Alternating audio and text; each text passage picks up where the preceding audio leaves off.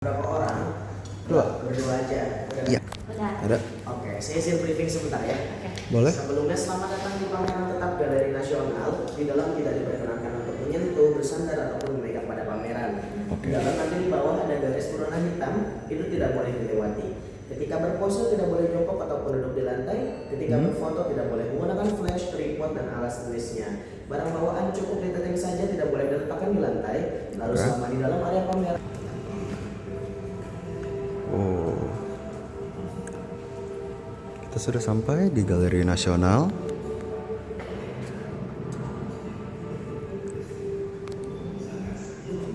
Lukisan Kartini. Painting of Kartini Sisters. Halo Baldo, saya Deo Marcelo.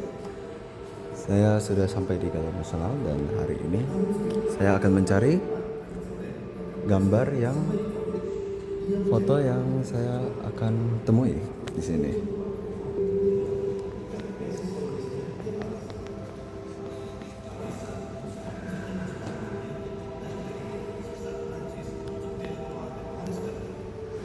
Seni era kolonial, pemerintahan Belanda.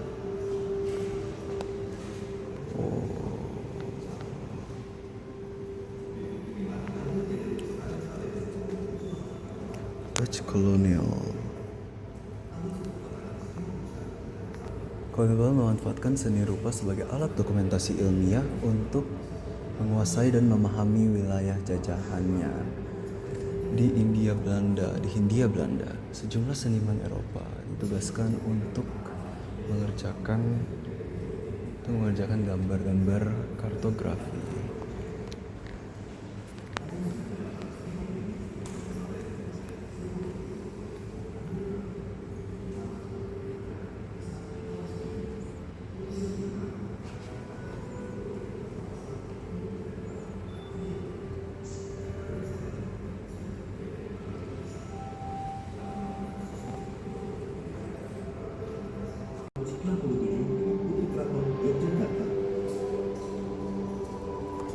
Di tahun-tahun berikutnya, banyak saudara menciptakan beberapa lukisan untuk pemasaran.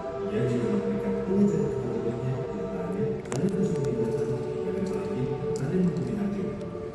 Perjalanan yang Indonesia yang masih terikat kita tahu hingga tahun 1875 dan sampai memutuskan untuk melakukan perjalanan ke banyak daerah bersama istri dan anak-anaknya yang bersama pada tahun 1895.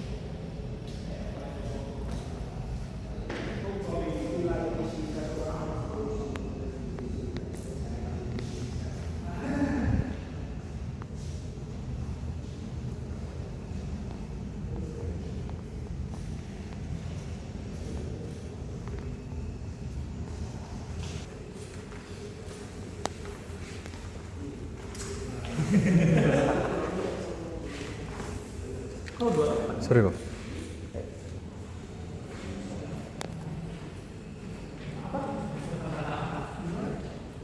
Sorry.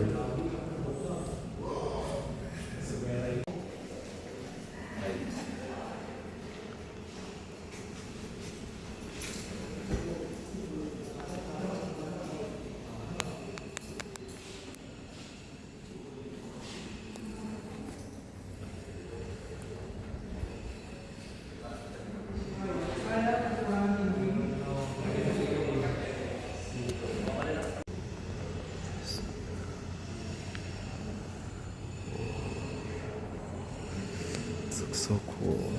Apa ini?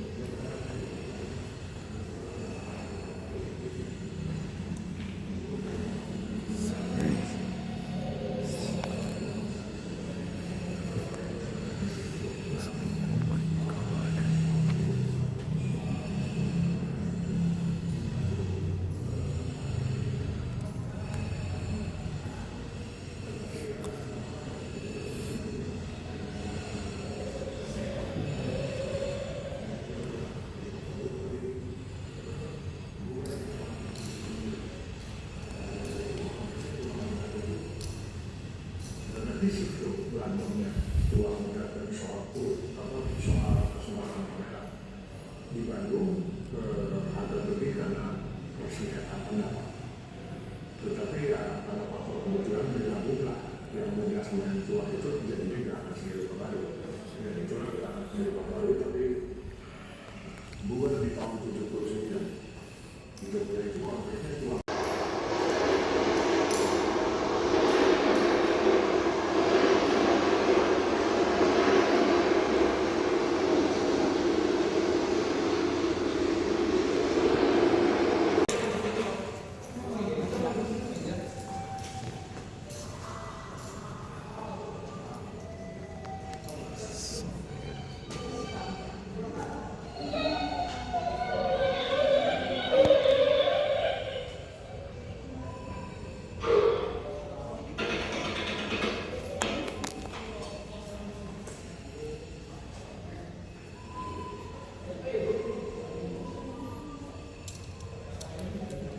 Atlantis.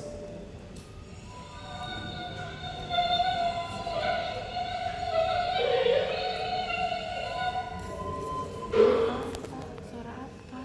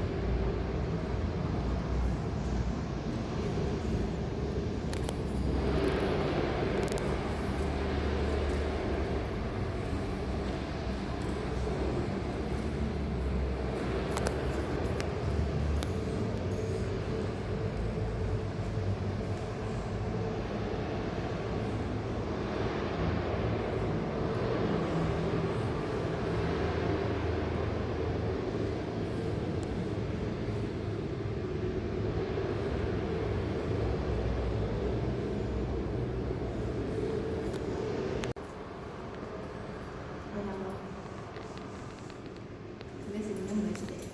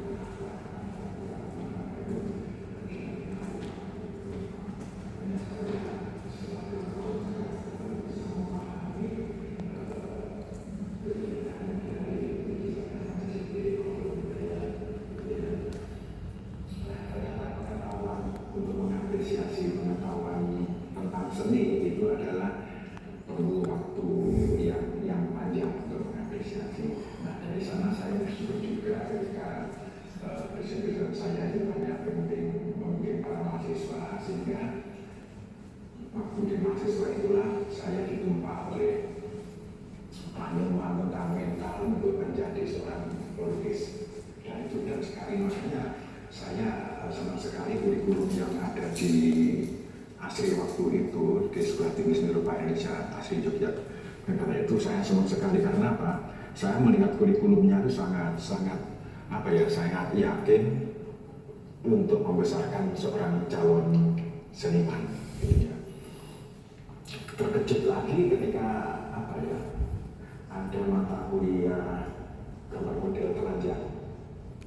Wah itu saya dari orang yang saya orang gurunya, ketika melihat itu saya berdebat-debat.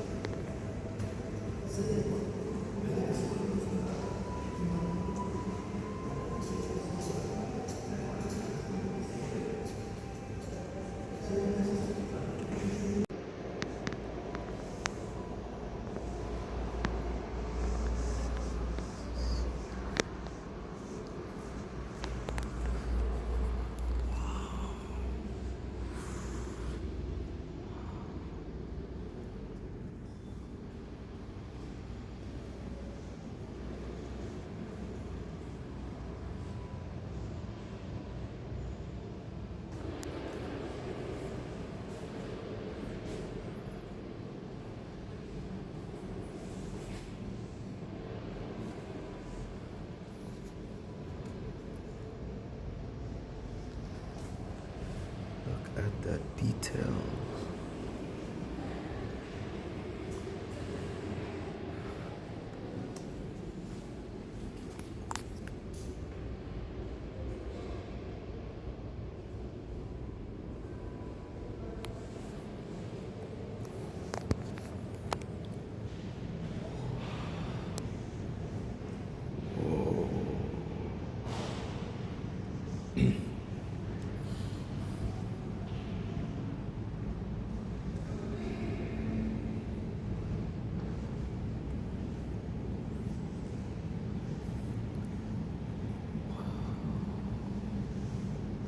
This looks beautiful. Start with this. Oh, cakep sekali.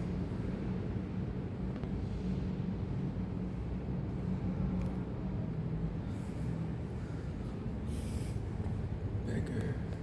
Oh my god. Bagus.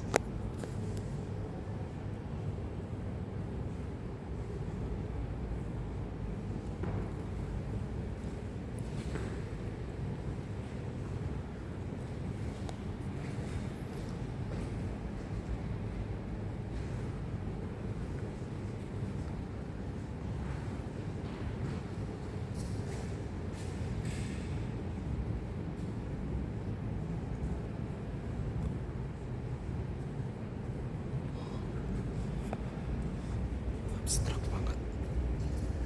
banget paintingnya.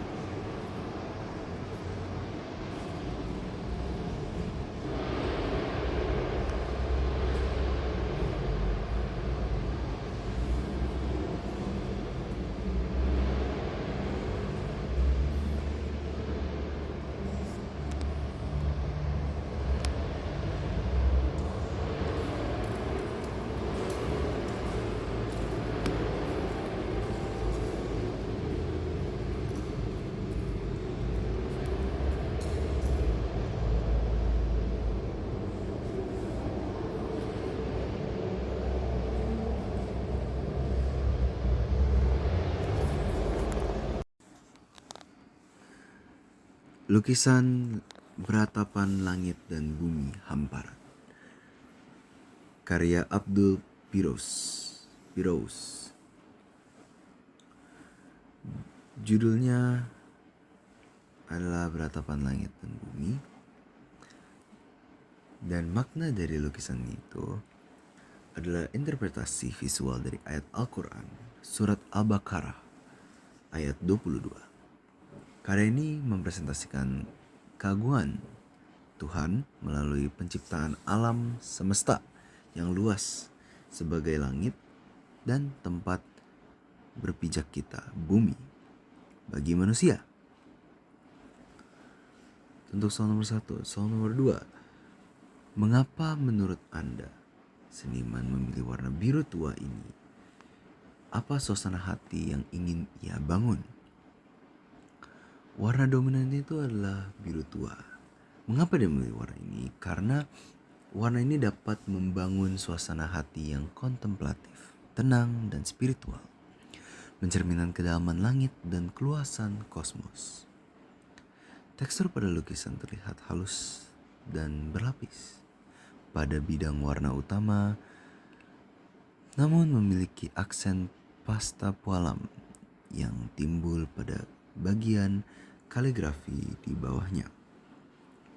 Ini menunjukkan ketenangan batin seniman dan ketelitian yang penuh pengabdian spiritual saat berkarya. Karya ini dibuat pada tahun 1980-an. Pada era itu, terjadi kebangkitan identitas religius dalam seni rupa modern Indonesia, di mana seniman mulai mencari akar budaya dan spiritualitas lokal sebagai bentuk modernisasi yang khas. Terdapat beberapa simbol pada lukisan tersebut. Elemen spesifik di bagian bawah adalah kaligrafi Arab yang disusun secara artistik. Pesan moralnya adalah pengakuan atas kekuasaan Sang Pencipta dan posisi manusia yang harus bersyukur di tengah hamparan berkah dunia. Tujuan karya Abdul Pirus melalui karyanya merayakan keindahan spiritual. Ini bukan sebuah protes, melainkan bentuk pujian dan refleksi atas keterkaitan antara manusia, alam, dan Tuhan.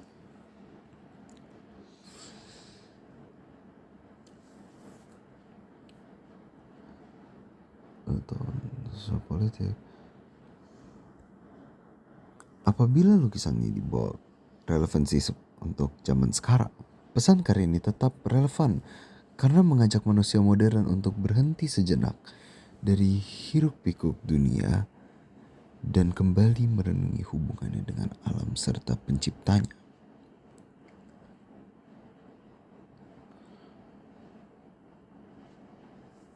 Elemen yang diubah.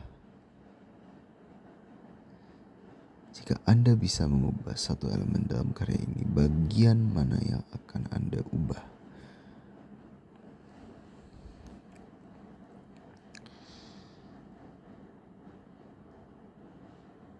Jika saya mungkin mengubah warna biru menjadi merah, dampaknya akan mengubah suasana dari ketenangan spiritual menjadi penuh energi ataupun konflik, yang mungkin akan mengaburkan pesan kedamaian dari ayat tersebut. Dan itu juga mengapa Sang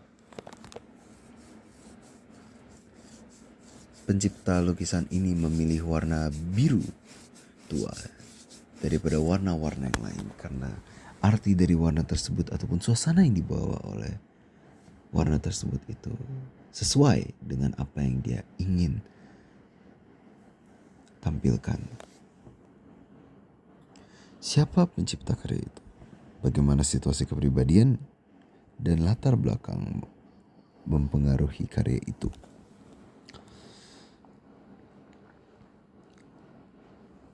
Abdul Pirus lahir pada tanggal 1932. Dia adalah pelopor seni rupa bernuansa Islami di Indonesia.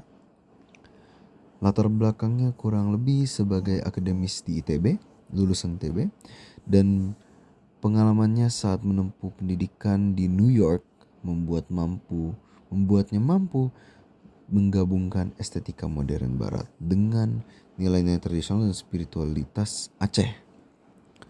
Kepribadiannya yang tenang dan religius tercermin kuat dalam karya-karya yang puitis dan formalistik ini. Untuk karya yang saya temui di sana, spesifiknya untuk yang gambar ini, beratapan langit dan bumi hamparan, itu sangat sesuai dengan kepribadiannya Abdul. Dia itu sangat religius dan dia itu